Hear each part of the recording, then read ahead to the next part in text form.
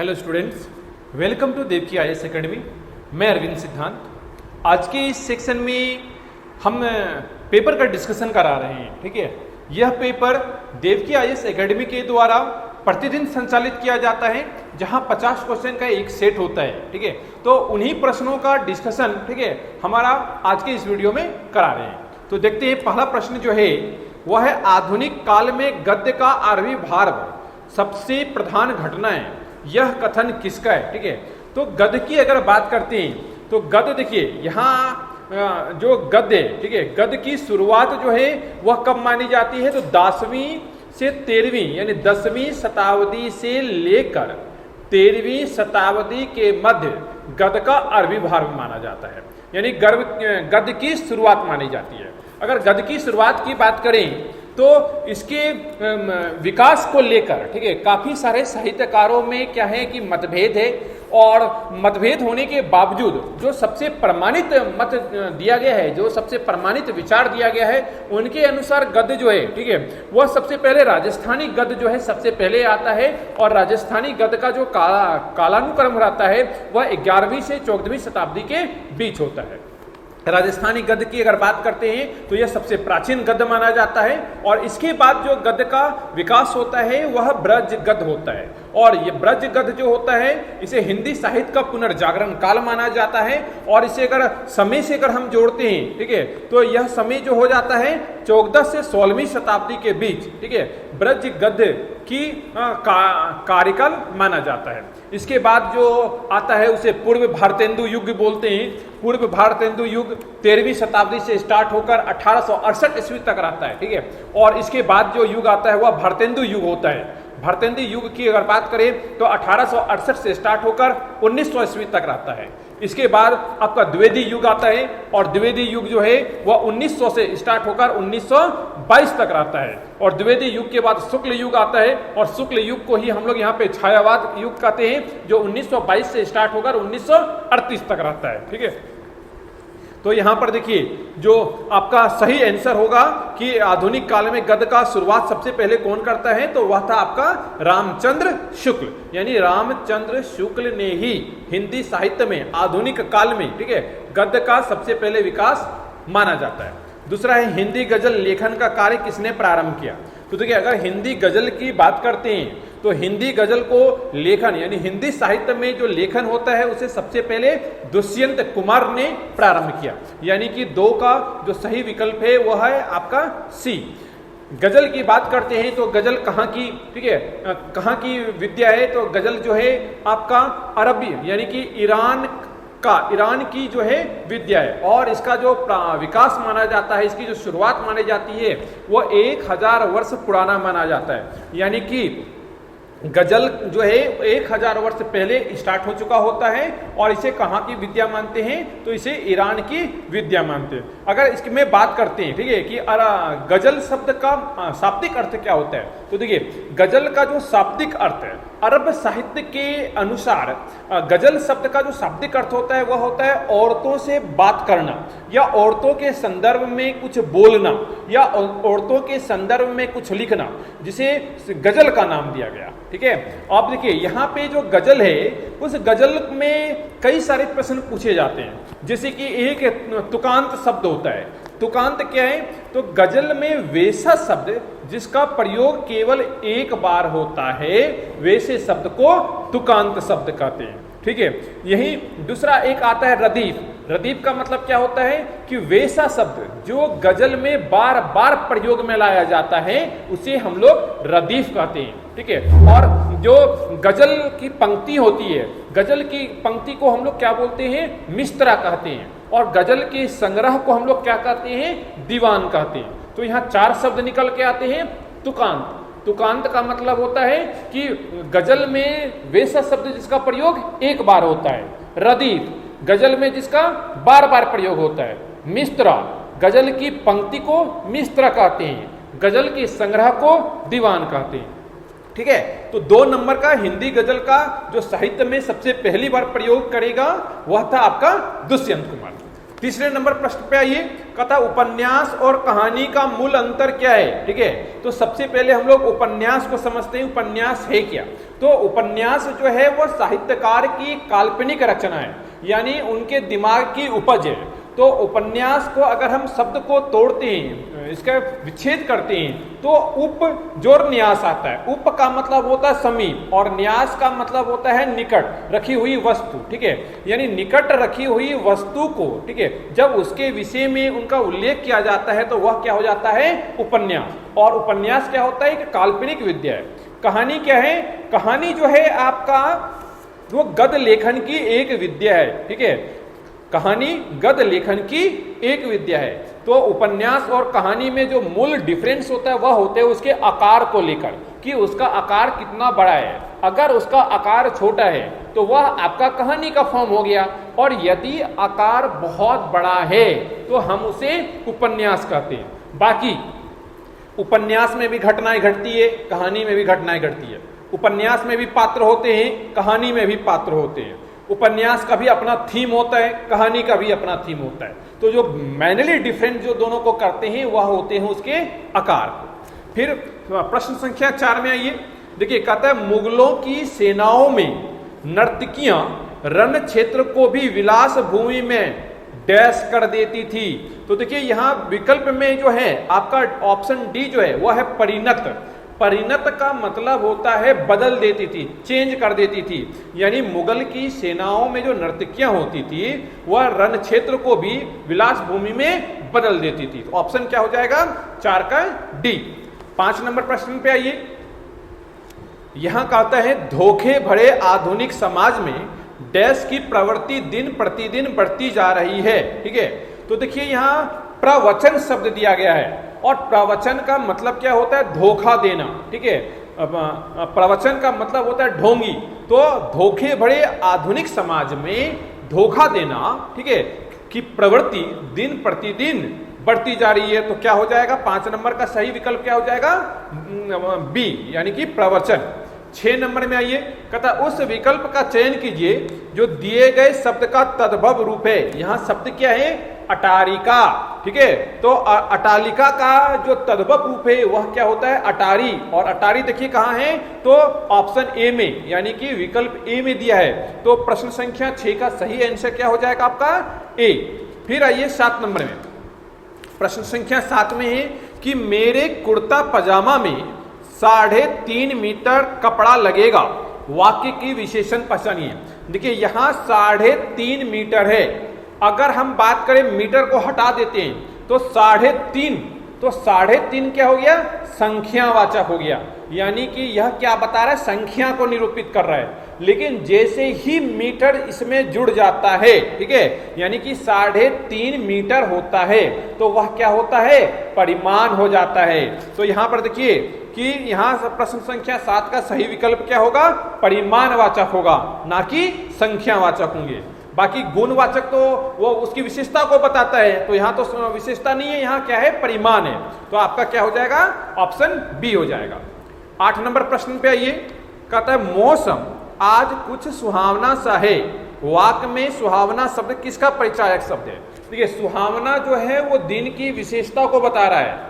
उदाहरण से समझते हैं, जिसे कि हम प्रायः आम बोलचाल की भाषा में बोलते हैं कि आज बहुत सर्दी है या आज बहुत गर्मी है, मतलब दिन की विशेषता को बता रहा है। और जब दिन की विशेषता को बताएगा तो वह क्या हो जाएगा, विशेषण हो जाएगा। तो यहाँ पर सुहावना क्या हो जाएगा, हमारा विशेषण हो जाएगा। और विशेषण देखिए कहाँ पर है, तो ऑप्शन सी में, तो हमारा ऑप्शन सी यानी कि विशेषण सही हो गया। प्रश्न संख्या 9 में आइए, कहता है सप्ताह में 7 दिन होते हैं, प्रस्तुत वाक्य में दिन शब्द है। तो देखिए दिन, महीना, सप्ताह, ये जो शब्द हैं इनका प्रयोग हमेशा पुल्लिंग में करेंगे। तो याद रखेंगे, दिन, महीना, सप्ताह, इनका प्रयोग हमेशा पुल्लिंग में किया जाता है। तो ऑप्शन क्या हो जाएगा, ऑप्शन प्रश्न संख्या 9 का ए हो जाएगा। चलिए नेक्स्ट प्रश्न की बात करते हैं। देखिए प्रश्न संख्या 10 में क्या है कि निम्न में से शुद्ध वाक्य को पहचानिए। देखिए यहाँ पहला ऑप्शन है, वाह कितना घृणित दृश्य है। ठीक है, जरा स्टेटमेंट पे फोकस होइए। घृणित, कितना घृणित दृश्य है, यह नेगेटिव सेंस को बता रहा है। और वह यह किसी पॉजिटिव को बता रहा है। तो पॉजिटिव और निगेटिव दोनों एक ही सेंटेंस में नहीं हो सकते। अगर वह होता तो ऐसा होता कि वह, ठीक है, कि मेरा सिलेक्शन हो गया, या वह उसका सिलेक्शन हो गया। तो वह जो है ऑलवेज पॉजिटिव, यानी सिलेक्शन होना अपने आप में पॉजिटिव वे में बता रहा है, ठीक है। तो वह का प्रयोग हम लोग कहां करेंगे? पॉजिटिव में करेंगे। छी, दूसरे विकल्प में आइए, कहता है छी कितना घृणित दृश्य है। तो छी भी नेगेटिव है और कितना घृणित दृश्य भी नेगेटिव है। तो एक ही सेंटेंस में दो नेगेटिव मैच हो रही है। तो ऑप्शन सही विकल्प क्या होगा? 10 का बी ही सही विकल्प है। तो यह हो गया सही। फिर कहता है 11 नंबर में आइए, कहता है तराई भावर क्षेत्र विस्तृत है, ठीक है। यह प्रश्न उत्तराखंड से है और यह है कि तराई भावर का क्षेत्र, तो तराई भावर क्षेत्र जो है टोटल कितना है? 7% है। तराई भावर होता क्या है? तो बाह्य हिमालय और मैदानों के बीच, ठीक है, जो अवस्थित होते हैं उसे ही क्या बोलते हैं? तराई भावर बोलते हैं। यानी भौगोलिक दृष्टिकोण से तराई भावर क्षेत्र, ठीक है, वह हिमालय को और मैदानों को क्या करता है? यानी पर्वतों और मैदानों को अलग करता है। वास्तव में तराई भावर उसे कहते हैं जहां नदियां विलुप्त हो जाती है और पुनः नदियां क्या होती है कि उद्गम हो जाती है, उसे ही हम लोग तराई भावर क्षेत्र कहेंगे। तो तराई भावर का क्षेत्रफल की दृष्टि से उत्तराखंड का कितना प्रतिशत है? 7% है। फिर आता है दून के पूर्वी भाग को कहा जाता है, ठीक है। तो देखेंगे यहां दून के पूर्वी भाग को क्या कहेंगे हम लोग? द्वार कहते हैं, ठीक है। जैसे हरिद्वार, जैसे कोटद्वार, तो ये सारे शब्द जो है वह हिमालय का पूर्वी भाग है। जबकि दून जो है, ठीक है, दून क्या है? पश्चिमी भाग है। जैसे देहरादून, हर की दून, पाटली दून, ठीक है। अब बात करते हैं दून है क्या। तो देखिए दो पर्वतों के बीच, ठीक है, दो पर्वतों के बीच जो खाई होती है, वह खाई क्या होता है कि लंबे समय से पर्वतों का क्या होता है? अपरदन होता है। और अपरदन के फलस्वरूप जो अवसाद की प्राप्ति होती है, वही अवसाद से खाई क्या हो जाता है? भर जाता है और परिणाम स्वरूप एक क्षैतिज चौरस मैदान की प्राप्ति होती है। और यही क्षैतिज चौरस मैदान क्या कहलाता है? दून कहलाता है। तो दून घाटी जो है वास्तव में, ठीक है, पर्वतों के अपरदन चक्र के फलस्वरूप जो अवसाद की प्राप्ति हुई है, वही अवसाद की निरंतर जमाव से जो क्षैतिजकार, ठीक है, संरचनात्मक घाटी उपलब्ध होती है, उसे ही दून कहते हैं। जिसे पूर्व में हम लोग द्वार कहते हैं, जैसे कि हरिद्वार, कोटद्वार, ठीक है। चलिए प्रश्न संख्या 13 में आते हैं। 13 में है कि उत्तराखंड की ग्रामीण जनसंख्या कितनी है। देखिए उत्तराखंड की ग्रामीण जनसंख्या अगर न्यू डाटा के से हम लोग कोरिलेट करते हैं तो 39 पॉइंट समथिंग है, लेकिन दिए गए विकल्प में अगर पुराने डाटा को कोरिलेट करते हैं तो कितना होगा? 69.45। तो उत्तराखंड की ग्रामीण जनसंख्या 69.45। कारण यह है कि उत्तराखंड जो था पहले ग्रामीण क्षेत्र का था और अलग राज्य बनने के बाद यहाँ पर क्या हुआ कि ग्रामीण क्षेत्र का माइग्रेशन हुआ शहर की ओर, शहरीकरण ज्यादा हुआ, परिणाम स्वरूप उसके क्षेत्रफल में भी क्या आ गई? कमी आ गई, ठीक है। प्रश्न संख्या 14 में आइए, कहता है राज्य की सर्वाधिक उपजाऊ भूमि क्या कहलाती है। तो देखिए राज्य की सर्वाधिक उपजाऊ भूमि तलाऊ भूमि कहलाती है। अब जानेंगे तलाऊ भूमि होता क्या है, ठीक है।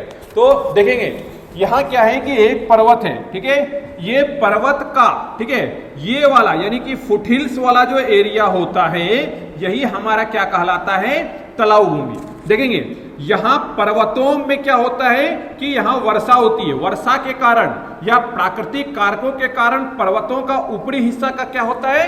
अपरदन हो जाता है और अपरदन होने के फलस्वरूप, ठीक है, फुटहिल्स पे क्या होते हैं? जमा हो जाते हैं। तो अवसाद से प्राप्ति होती है और अवसाद की प्राप्ति के कारण क्या होते हैं? काफी उपजाऊ होते हैं। साथ ही इस क्षेत्र में क्या होती है? सिंचाई, ठीक है, सिंचाई जो है यहाँ क्या होती है? इजीली मिल जाती है। तो अवसाद के फलस्वरूप निर्मित मैदान और सिंचाई की उपलब्धता के दृष्टिकोण से कृषि कार्य के लिए क्या होते हैं? अनुकूल होते हैं। इसलिए यहाँ पे क्या होते हैं कि यह भूमि उपजाऊ होती है और ऐसी भूमि को क्या बोलेंगे हम लोग? तलाऊ भूमि कहेंगे, ठीक है। देखिए अगर इसी में अगर ऊपरी हिस्सा है यानी पर्वत के ऊपरी हिस्सा है जहां सिंचाई बिल्कुल कार्य यानी सिंचाई के साधन का विकास नहीं हुआ है, ठीक है, तो सिंचाई के साधन का विकास नहीं होने के कारण यहां कृषि कार्य नहीं हो पा रहा है। और कृषि कार्य नहीं होने के कारण इसे कौन सा मैदान कहेंगे, इसे उपराव भूमि कहेंगे। ठीक है, तो तलाव भूमि क्या हो गया, फुटिल्स वाला भूमि, जहां अवसाद से प्राप्त मैदान है और सिंचाई के साधन का विकास है, और दोनों के परिणाम कृषि कार्य यहां पर क्या है, सर्वाधिक हो रहा है। पर्वत के ऊपरी भाग या मध्य भाग में क्या है कि एक तो मृदा जो है वह अनुवर है, और दूसरी सिंचाई के साधनों का विकास नहीं हो पाया है। परिणाम स्वरूप क्या है कि भूमि उपजाऊ नहीं होती है, तो इसे ही क्या बोलेंगे हम लोग, उपराव भूमि कहेंगे। ठीक है, देखिए विकल्प सी में आइए, देखिए वहां खील भूमि है। खील भूमि का क्या मतलब होता है कि वैसी भूमि जहां रेतीली है, ठीक है, जहां कंकर पत्थर की मात्राएं ज्यादा है, या अनुवर भूमि या अनुपजाऊ भूमि, वैसी भूमि को क्या बोलेंगे, खील भूमि कहेंगे। ठीक है, आइए प्रश्न संख्या 15 में आइए, कहता है राज्य का पहला योग्य ग्राम में कौन सा है, तो पवलिया। पवलिया कहां पर है, रुद्रप्रयाग में, तो वह राज्य का जो है पहला क्या है, योग्य ग्राम है। ठीक है, प्रश्न संख्या 16 में आइए, तो ये कहता है भीष्मचंद्र की हत्या किसने की थी, तो भीष्मचंद्र की हत्या गजुआ ने की थी। ठीक है, तो याद रखेंगे भीष्मचंद्र की हत्या कौन करेगा, गजुआ करेगा। फिर प्रश्न संख्या 17 में आइए, कहता उत्तर काशी जिले में स्थित किसका जल उबलता हुआ है, तो बयाताल। बयाताल कहाँ है, उत्तर काशी है, और वहां पर क्या है कि वहां सल्फर यानी वहां सल्फर का निक्षेप होने के कारण जो जल स्रोत है, जो वहां जल है, वो क्या होती है, उबलता हुआ, इसलिए उसे हम लोग क्या बोलते हैं कि उसे उबलता हुआ झील भी बोलते हैं। तो बयाताल जो है उबलता हुआ झील है, जो कहां पे अवस्थित है, उत्तरकाशी जिले में। ठीक है, फिर 18 नंबर प्रश्न पे आइए, कहता है रतन कवि का वास्तविक नाम क्या है। ठीक है, तो रतन कवि का जो वास्तविक नाम है वह क्या है, रतन बहुगुणा। तो याद रखेंगे रतन कवि का वास्तविक नाम रतन बहुगुणा है। 19 नंबर प्रश्न पे आइए, कहता है केला पीर का अन्य नाम क्या है, तो केला पीर हम किसे बोलते हैं, बूढ़ा केदार को केला पीर बोलते हैं। तो 19 का क्या हो जाएगा, विकल्प ए। ठीक है, फिर 20 नंबर में आइए, कहता लाटू देवता मंदिर किस जनपद में है, तो लाटू देवता जो है आपका चमोली में स्थित है, तो आंसर हो गया चमोली। अब प्रश्न संख्या 21 में देखिए, यहां प्रश्न संख्या 21 जो है वह क्या है, रीजनिंग है, और कुछ इस प्रकार से दिया गया है।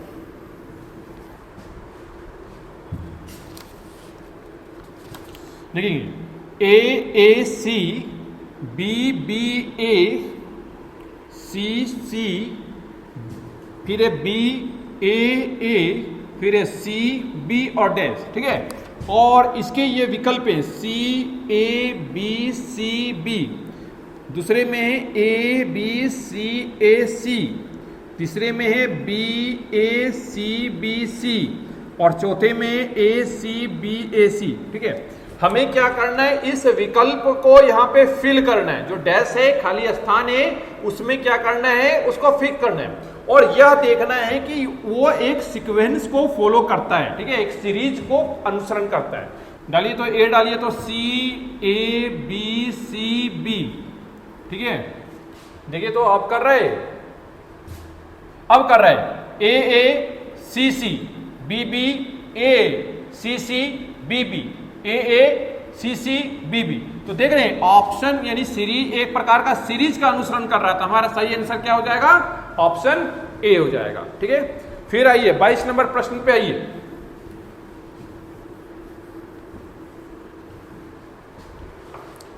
बाईस नंबर में क्या है, PQR × 4 = 68। ठीक है, यहां पे क्या है, IKM × 7 = 77, और UYE × 13 बराबर क्या है। ठीक है, यहां पे PQR, P की वैल्यू जितना है, ठीक है, यानी ये अल्फाबेटिकल नंबर है, तो अल्फाबेटिकल नंबर को यहां पे लिखेंगे, Q के नंबर को लिखेंगे, R के नंबर को लिखेंगे। ठीक है, और तीनों के नंबर को क्या कर देंगे हम लोग, सम कर देंगे, ऐड कर देंगे, और जो आएगा उसे 3 से डिवाइड करके 4 से मल्टीप्लाई कर देंगे। ठीक है, हमने माना कि PQR का जो वैल्यू है वह x आया, उसे 3 से डिवाइड करके 4 से भाग दे देंगे, तो कितनी प्राप्ति होगी, 68 होगी। तो इस प्रोसेस को फॉलो करके हम लोग इसको निकाल सकते हैं। तो यहां पर आंसर क्या हो जाएगा हमारा, 221, यानी 221, यानी ऑप्शन क्या है, सी हमारा आंसर हो जाएगा। ठीक है, चलिए बात करते हैं प्रश्न संख्या 23 की। 23 में 28 और 42 के एलसीएम और एचसीएफ किस अनुपात में? तो देखिए यहाँ 28 और 42 दिया है, हम लोग सबसे पहले इन दोनों का एलसीएम निकालेंगे, फिर एचसीएफ निकालेंगे और फिर दोनों को क्या कर देंगे, भाग दे देंगे। ठीक है, तो हमारा क्या हो जाएगा कि इसका अनुपात निकल जाएगा। तो 23 का जो अनुपात आता है वो कितना है, 6:1 है। ठीक है, फिर 24 में कि किसी देश की जनसंख्या 90 करोड़ है। ठीक है, प्रथम वर्ष में 2%, द्वितीय वर्ष में 10% की वृद्धि होती है। तो देखिए 2% का मतलब होता है, अगर हम 100 मानते हैं तो 2% वृद्धि यानी 102, यानी 90 गुना 102/100 और गुना 110/100, क्योंकि 10% की वृद्धि हो रही है। इसको सॉल्व कर देंगे तो हो जाएगा हमारा 100.98 करोड़। तो 24 का क्या हो जाएगा, विकल्प बी हो गया।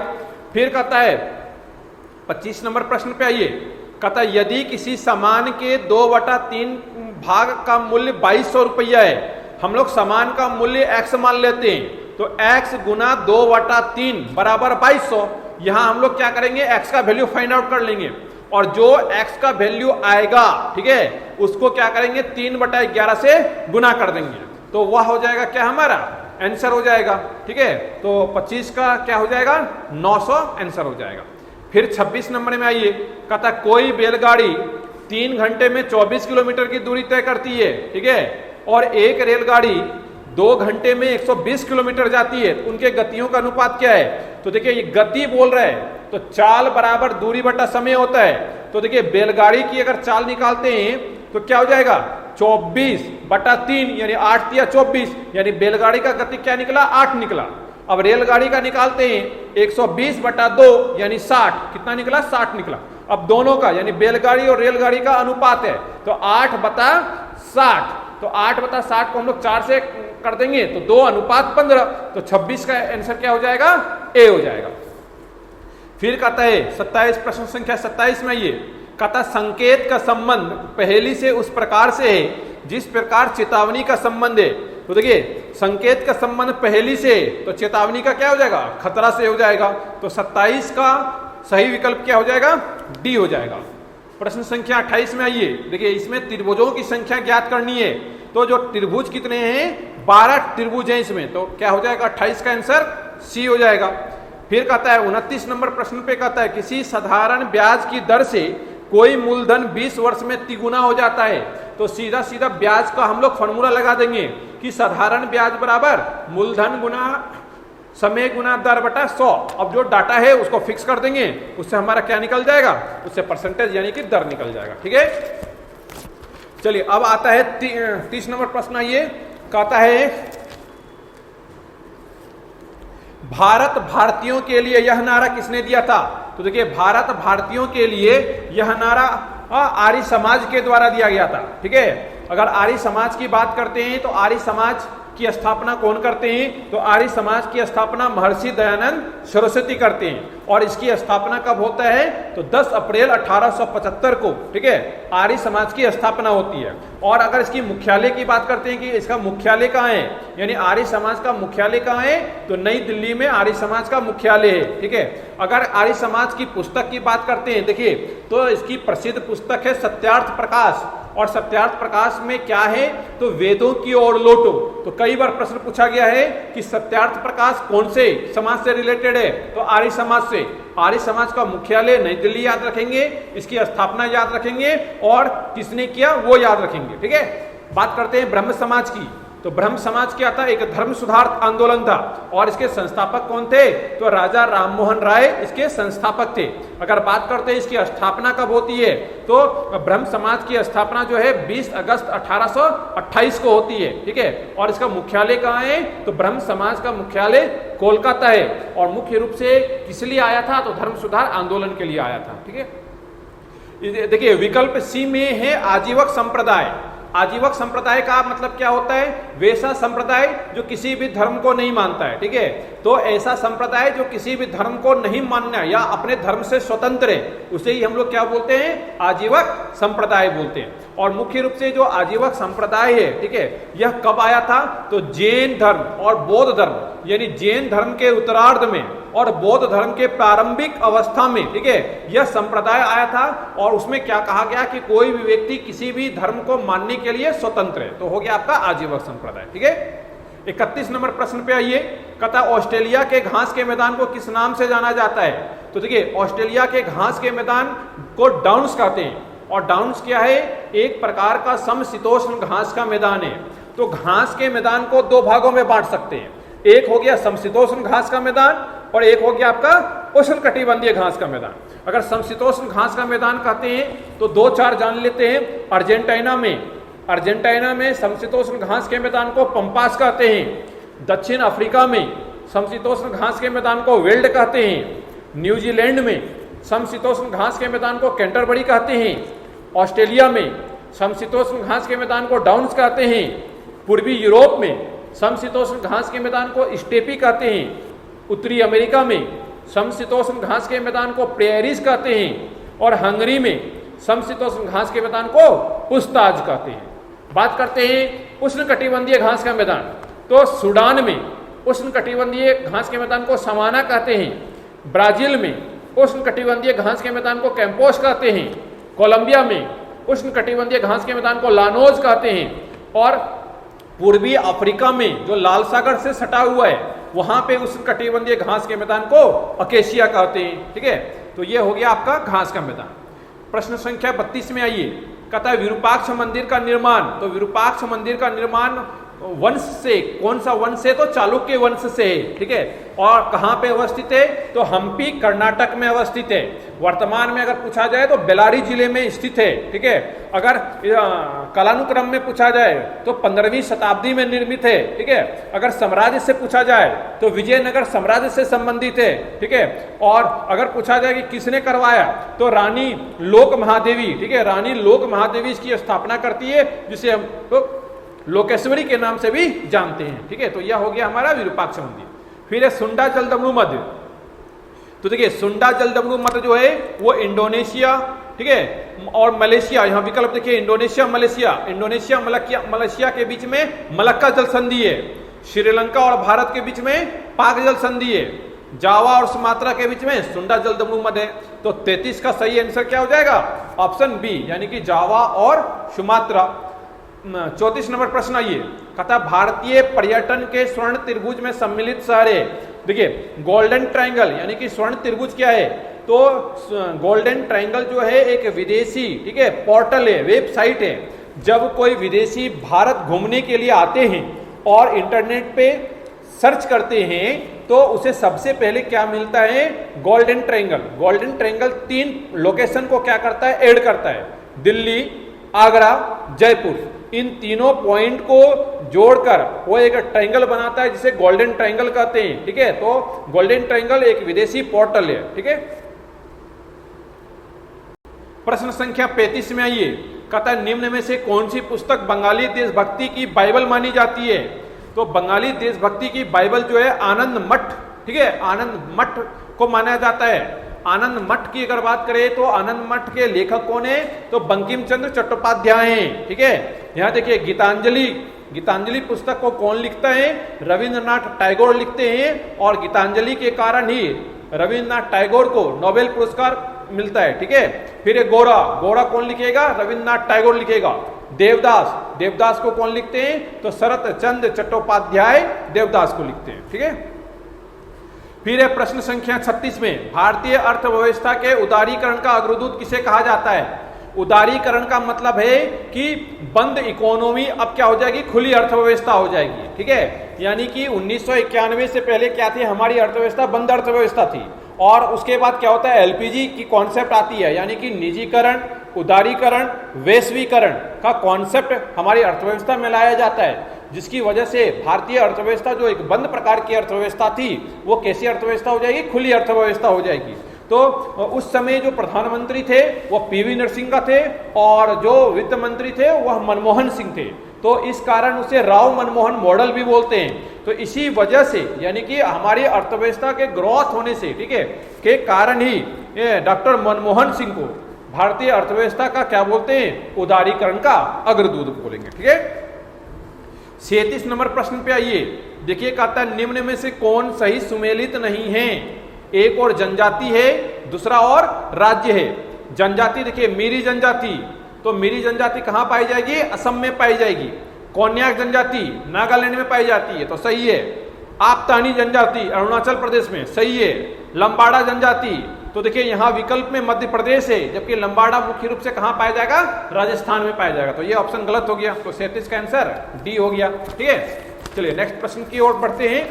यहां कहता है ग्लोबल 500 पुरस्कार प्रदान किए जाते हैं। तो देखिए ग्लोबल 500 पुरस्कार जो है वो पर्यावरण प्रतिरक्षा के लिए दिया जाता है। ये पर्यावरण प्रतिरक्षा का मतलब हो गया कि कार्बन उत्सर्जन को कम करने के लिए, पृथ्वी के तापमान को बढ़ने से रोकने के लिए। ठीक है, ग्लोबल 500 यानी फॉर्चून पत्रिका के द्वारा ग्लोबल 500 पुरस्कार पर्यावरण प्रतिरक्षा के लिए दिया जाएगा। ठीक है, 39 प्रश्न में आइए। कहता है एक मार्ग एक्ट, एक मार्ग एक्ट भारत में कब लागू किया गया। तो देखिए एक मार्ग एक्ट पहले है क्या, यह जानते हैं। तो जो खाद्य एक्ट है, ठीक है, खाद्य उत्पादन है, जैसे कि मिठाई का दुकान है, तो मिठाई के शुद्धिकरण यानी कितना प्योरिटी से मिठाई को बेच रहा है या उसमें मिलावट कर रहा है, तो भारत सरकार ने खाद्य उत्पादन या खाद्य के बिक्री पर, ठीक है, के मिलावट को रोकने के लिए एक अधिनियम लाए थे, जिसको क्या कहा गया, एक मार्ग एक्ट कहा गया। तो एक मार्ग एक्ट का कब लाया जाता है, कब पारित होता है, 1937 में पारित होता है। और संशोधन कब करते हैं, तो 86 में, ठीक है, एक मार्ग एक्ट को संशोधन करते हैं। तो यहाँ पे देखिए 39 का ऑप्शन में 1937 है, तो 37 हो जाएगा आंसर। 40 में आइए। कहता भारतीय प्रायद्वीप की सबसे ऊंची चोटी। तो भारतीय प्रायद्वीप कहने का मतलब दक्षिणी भारत, दक्षिणी भारत की सबसे ऊंची चोटी अनाईमुड़ी, ठीक है। और अनाईमुड़ी कहाँ अवस्थित है, तो अन्नामलाई पर्वत पे अवस्थित है। अन्नामलाई के उत्तर में कौन सा पर्वत है, तो नीलगिरी पर्वत है। नीलगिरी की सबसे ऊंची चोटी दोदा बेटा है। अन्नामलाई के साउथ में यानी दक्षिणी में क्या है, तो इलायची की पहाड़ियां कार्डमम हिल्स है। और कार्डमम हिल्स की के दक्षिण में कौन सी पहाड़ियां हैं, तो आपका नागरकोइल है। यानी उत्तर से अगर दक्षिण की ओर आएंगे तो नीलगिरी मिलेगा, नीलगिरी के बाद अन्नामलाई मिलेगा, अन्नामलाई के बाद आपका इलायची की पहाड़ियां मिलेगा, और उसके बाद आपका कार्डमम हिल्स मिलेगा। तो यहाँ क्या हो जाएगा, आपका हो जाएगा यहाँ पे अनाईमुड़ी, ठीक है। देखिए यहाँ विकल्प में महाबालेश्वर भी है। महाबालेश्वर कहाँ है, तो महाबालेश्वर महाराष्ट्र में। तो महाराष्ट्र की सबसे ऊंची चोटी जो है वो कौन है, कालसूबाई। यानी कालसूबाई, साल्हेर और महाबालेश्वर कहाँ पे अवस्थित है, महाराष्ट्र में। दोदा बेटा नीलगिरी में, और उटकमंड तमिलनाडु में अवस्थित है, ठीक है। चलिए 41 नंबर में कहता है निम्न में से कौन सा भारतीय राज्य म्यांमार से स्पर्श नहीं करता है, ठीक है। तो देखिए म्यांमार और भारत का वह राज्य, अरुणाचल प्रदेश स्पर्श करेगा, नागालैंड स्पर्श करेगा, मणिपुर स्पर्श करेगा और मिजोरम स्पर्श करेगा। मतलब क्या कि असम जो है वह म्यांमार को स्पर्श नहीं करता है। अगर प्रश्न ऐसा आता कि म्यांमार को भारत से कौन सा पर्वत श्रृंखला अलग करता है, तो याराकोन योमा पर्वत जो है वह म्यांमार को भारत से अलग करता है, ठीक है। फिर देखिए 42 नंबर में कहता निम्न में से किसने गांधी इरविन समझौते में महात्मा गांधी के लाभ को सांत्वना पुरस्कार कहा था, ठीक है।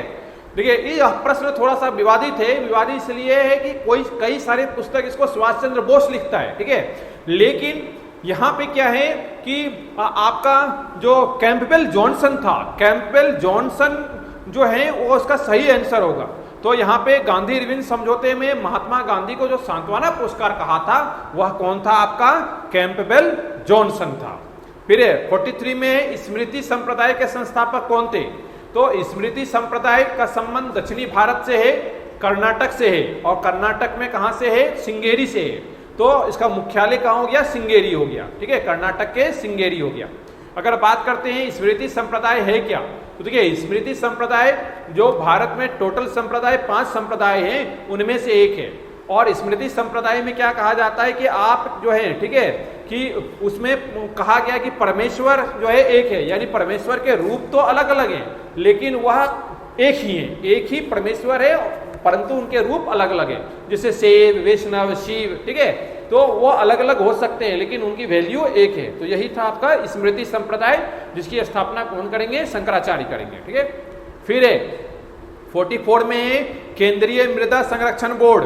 तो केंद्रीय मृदा संरक्षण बोर्ड जो है 1953 में 1953 में इसकी स्थापना की गई। क्यों की गई? तो देखिए, पृथ्वी का जो ऊपरी पार्ट होता है वह क्या होता है कि वर्षा के जल के कारण क्या होता है कि बहकर नदियों में चले जाते हैं। ये तो जो मृदा के पोषक तत्व होते हैं उनको बचाने के लिए, ठीक है, उन पर घास, झाड़ियां, पेड़ लगाए जाएंगे। और इसके लिए क्या हुआ कि मृदा संरक्षण बोर्ड की स्थापना की गई। 45 नंबर में आइए, कहता है संविधान सभा द्वारा स्थापित मौलिक अधिकारों और अल्पसंख्यकों हेतु सलाहकार समिति के अध्यक्ष कौन थे? देखिए, यहां अगर केवल संविधान सभा का अगर बात करेगा तो आंसर होगा बी.एन. राव, ठीक है, कि बी.एन. राव जो थे संविधान सभा के सलाहकार थे। अगर बात करता है मौलिक अधिकार की, तो मौलिक अधिकार की अगर बात करता है तो नेहरू जी हो जाएंगे, और अल्पसंख्यकों की अगर बात करेगा तो बी.आर. अम्बेडकर हो जाएंगे। लेकिन सम्मिलित रूप से अगर आएगा तो आपका क्या आंसर होगा? सरदार पटेल। तो यहाँ पे कौन करेंगे? अध्यक्ष कौन थे? सरदार पटेल थे। फिर 46 में आइए, कहता है प्रमुख मेमोरी किसके समन्वय से कार्य करती है? ठीक है, तो यहाँ जो प्रमुख मेमोरी है वह रैम, यानी कि कंप्यूटर का जो मेन मेमोरी होता है उसे हम लोग क्या बोलते हैं? रैम कहते हैं। नेक्स्ट है कि कीबोर्ड में फंक्शन की, तो कीबोर्ड में जो फंक्शन की होते हैं वो कितने होते हैं? 12 होते हैं। ठीक है, तो संख्या कितनी हो गई? 12 हो गई। 48 में आइए, कहता है कंट्रोल शिफ्ट एल्ट को कौन सी कुंजियां कहते हैं? तो कंट्रोल शिफ्ट एल्ट को हम लोग मॉडिफायर कहते हैं। तो 48 का क्या हो जाएगा? बी हो जाएगा। 49 में आइए, कहता है मॉनिटर के डिस्प्ले आकार को कैसे मापा जाता है? तो याद रखेंगे कि कंप्यूटर के स्क्रीन हो या मोबाइल का डिस्प्ले हो, हमेशा उसको डायगोनल फॉर्म में मापते हैं। तो आंसर क्या हो जाएगा? डायगोनल हो जाएगा। तो 49 का बी हो गया। और 50वां क्वेश्चन है, पहला कंप्यूटर माउस किसने बनाया था? तो पहला कंप्यूटर माउस जो है वो डगलस एंजलबर्ट ने बनाया था, यानी कि 50 नंबर क्वेश्चन का सही विकल्प बी हो गया। ठीक है, तो यह था हमारे आज के लेक्चर का प्रश्न का क्वेश्चन का पेपर का डिस्कशन। ठीक है, तो स्टूडेंट्स आप इस लेक्चर को, इस वीडियो को ज़्यादा से ज़्यादा शेयर करें ताकि ज़्यादा से ज़्यादा स्टूडेंट जो है लाभान्वित हो सके। और टेस्ट इस अभ्यास कार्यक्रम से जुड़ने के लिए आप देवकी आईएएस एकेडमी में आकर, ठीक है, प्रतिदिन टेस्ट सीरीज में भाग लें और अपने परफॉर्मेंस को बेटर करें। ठीक है, और अपने जो आपकी क्षमता है उसको आप क्या करें? बढ़ाएं। तो ठीक है, तो बने रहिए देवकी आईएएस एकेडमी के साथ। Thank you.